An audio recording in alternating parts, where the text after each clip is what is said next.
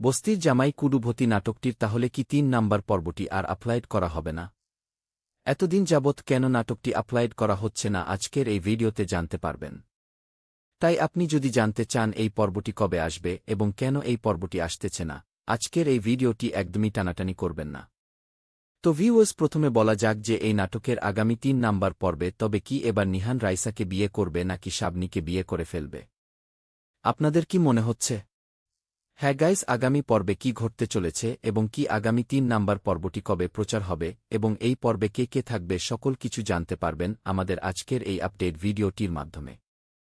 তাই বলব, আজকের এই আপডেট ভিডিওটিতে একটি লাইক দিয়ে আমাদের এই চ্যানেলটি সাবস্ক্রাইব করে শেষ পর্যন্ত দেখতে থাকুন। তো গাইস, প্রথমেই বলে নিই যে এই নাটকটি আসতে একটু সময় লাগবে। কারণ এই নাটকটি অলরেডি অনেক সময় লেগে গেছে।